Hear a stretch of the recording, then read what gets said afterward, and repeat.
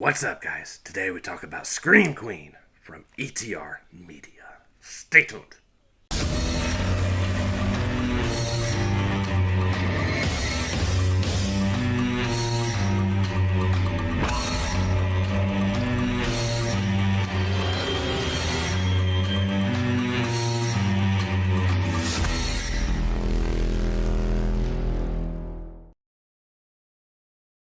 What is up, guys? Welcome back to the channel. Yes, back with another review for you guys. That is for Scream Queen, My Nightmare on Elm Street from ETR Media, which is Enjoy the Ride Records. Sorry, I had to get out of the rest of the get up here. Wasn't very practical. Yeah, let's take a look at the package here. Again, I showed this during the unboxing video for the haul from Vinegar Syndrome and the partner labels, but let's take another look at it here. Kind of like the body melt slip they did a long time ago with the openings in the slip. Again, if you guys haven't gotten this yet and you're planning on getting it, be very careful taking this in and out. It does catch on that part, but here's the inside. Here's the back of that and the back of the slip case. Claws are out. And then you even have artwork behind there with the eyeball, which is really cool. As far as the inside, the disc is not in here because I was watching the features, I think. You do get a booklet here with a nice photo there, and nice photo on the back, and a little like essay on the inside, which when I go over the features, we'll see who did the essay. The inside art is the same as the vinyl, which I also got as well. Did a solo unboxing of that over on TikTok if you guys are interested in that. If you don't want to watch the whole unboxing video for the haul, that is available over there. And yeah, this is a documentary on more of Mark Patton than it is Nightmare on Elm Street 2. But very well done. Absolutely loved this documentary. I'm a fan of documentaries as long as they're done right and they stay entertaining. Some of them can get kind of tedious, get kind of boring, but this one was pretty interesting from start to finish. One cool thing on here too is they actually show some footage from Whorehound, I believe 2014, when he started touring again to do conventions and everything, and that is the Whorehound that I met him at. I did not catch myself in the background or anything. I kept waiting for it, but I did meet him there and got his autograph. I meant to actually grab that photo to show you guys, but I can't think of where it is off the top of my head. So it's in a frame somewhere around here or my previous residence. I just don't know right now. If I find it, I will throw it up here for you guys to see. But yeah, I'll see if I can find the photo of us as well. I don't know. But yeah, this runs 99 minutes. This is in the 178 aspect ratio. It is a region-free release, again, for all you overseas thinking about grabbing this. You're free to do so, and if you don't have a region-free player, you can still watch it. So, yeah, again, this is more about Mark Patton's character than it is Elm Street 2. It does, obviously cover Elm Street 2 as well, being like the gayest horror film of all time. A lot of people think that, and it does delve with the writer who already forgot his name. Yeah, let me see if I can find that here. Tribute to Wes Craven. Anyways, the writer of Nightmare on Elm Street 2. See, Jack Shoulder was the director. That's an actress. I'm not seeing his name on the back here. Kind of there back and forth, as well as the writer of the film denies any kind of sexual undertones or anything in that matter. And then, once the movie started getting a following, he's like, oh, yeah, I did do that. And towards the end of this, they meet face to face. I'm not going to tell you what happens between the two at the end of this, but yeah, it's kind of shitty that you would say that that wasn't my intent. It was the actor. He says Mark Patton's the one that made this film a gay film, and he was really upset about that. And people were trying to figure out what happened to Mark Patton after Elm Street 2 as well. He kind of disappeared, and it turns out he moved to Mexico for like 30 fucking years until the Never Sleep Again documentary came out, and they were able to finally track him down for some interviews for that, and then that kind of jump started his convention rounds and everything as well. And you do get a look also at his past with medical issues, you know, his contracting HIV. He actually had that, and I believe it was tuberculosis at the same time, and talking about how the medications for that collide with the medications for that, and he was in really rough shape for a while.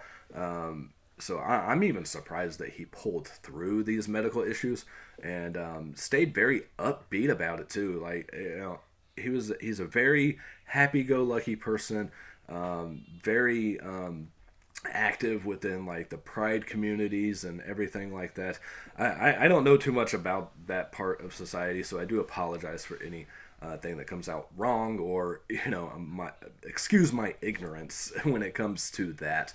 But you know, he is very supportive of that community and everything, and does a lot of work within that community. And it's pretty awesome that he's, you know, still as upbeat about everything as he is. Again, when I met him at the convention, it was someone I wasn't going to get an autograph for, even though I do love Nightmare on Elm Street 2, even before hearing that, you know, it's the gayest horror film of all time or whatever, because it has so many iconic scenes, you know, the pool scene, the bus scene, just so many lines from Freddy and everything else. And you gotta love the dance scene in that movie. I mean, come on. It's so cheesy and so bad that it's just awesome. And, you know, it shows people at conventions doing that scene and everything. He does that scene at a show he was doing. And it's a fun movie and so many quotable lines. And, yeah, I wasn't going to get his autograph because I don't think I really recognized who it was at first, but he was so nice and so down to earth and so energetic that I was like, you know what, fuck it. I think it was only like $20 for an autograph and a photo. And I'm like, I got to get this guy's autograph because he's just awesome. And learning more about him through this documentary just makes him even more awesome in my eyes. I mean, everything that he went through, you know, starting out as like a leading man and everything, and trying to hide his sexuality when he started, because back in the 80s, you had to hide that stuff or you got bullied or you got taken off of shows. It touches a little bit on like Rock Hudson and his death and everything, and, you know, and then him trying to come back as a leading man after Elm Street. Everyone's like, no, because we can tell what you really are, and we can give you like some side roles and stuff, but you're never going to be a leading man again. And things happened with the person that he was living with, that he was in love with, that really got to him as well. And everything combined, he just fled and went to Mexico and started a new life down there, opened up a little shop, and yeah, we didn't hear from him for, again, about 30 years. It's kind of hard to review a documentary because there's not like a storyline necessarily. You do get some footage in here, like I said, from the Whorehound, from a couple other conventions. There's the 30-year reunion for Nightmare on Elm Street 2. You see other cast members from Elm Street 2, along with the director. There's actually some people from Nightmare on Elm Street 3 in here as well. I guess they were at the same convention at one point or something. So yeah, if you guys are huge Nightmare on Elm Street, you know, franchise fans, I think you'll enjoy this documentary as well. It's just very well done, and you feel a lot of sympathy for this guy, and he wanted to be a big Hollywood star, and he was on that path. Things were going great for him until Elm Street 2 came out. Of course, now it's regarded as one of the better Elm Streets and widely more accepted, but back then it was just kind of like a piece of shit. You know, people didn't want anything to do with it. I think when it first came out, people liked it, and then they started to realize the sexual undertones and stuff, like the shower scene with the coach, and again, the scene where he's dancing in the room and shutting the dresser drawer, you know, the way that he does and everything, and then playing the little instrument the way that he does as well, and, you know, saying he's inside me and all that, and you know, and then the invention of the internet, things really took a turn. People leaving nasty, hateful comments about the film and everything. But over the years, it finally became more accepted, and people just really enjoy the film. Like I said, I've always enjoyed the film since the first time I seen it, because of the iconic scenes and quotes and everything of it. But yeah, as far as features on here, I didn't take any notes on this one whatsoever, so I can't tell you the length of these or anything, but you do get a commentary with co-directors Roman Chimedi? I can't pronounce names, and Tyler Jensen, and star Mark Patton. Backstage with Scream Queen. Bedtime Story with Mark Patton, a tribute to Wes Craven, which is I did watch that one. It was a little poem that he reads in memory of Wes Craven, which was pretty cool. Split Second by Skeleton Head music video. Ferminity and horror panel discussion. The Monster is Queer, a look at horror genre studies with Dr. Andrew Shackle. The Psychic alternate opening scene, original trailer, booklet including an essay by writer B.J. Colingolo. Terrible with names, you guys know this by now, but yeah, I mean, you get Clu Gallagher in here, Marshall Bell, Robert Russler, Ken Myers, Robert Englund. Not a whole lot with Englund, but there is a few interview scenes with him, and he's always fun to listen to and to watch. And yeah, Scream Queen, My Nightmare on Elm Street. If you guys want a real good, deep inside look on the life of Mark Patton, this is definitely the way to go. I found it very entertaining, again, from start to finish, and that is very hard to do with a documentary. Yeah, I highly recommend on this one. Even if you guys aren't fans of documentaries per se, I think you'll really enjoy this one. But that's just my 2 cents. Here's the spine of this as well. Again, from ETR Media, and I do have the vinyl to go along with this, which is really awesome. But yeah, I definitely recommend checking that out. At least stream it, if nothing else. I think you'll really enjoy it and really get an understanding of his life and what he went through on this.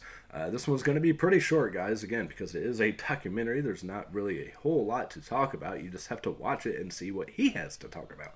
I feel like I'd give everything away if I really went into any kind of detail on this. But yeah, it's very emotional at times, funny at times, and yeah, it's just a really well done, again, documentary. So, all right, that's going to do it for this review, guys. As always, peace, love, and happiness to all of you, and I will catch you next time. Later.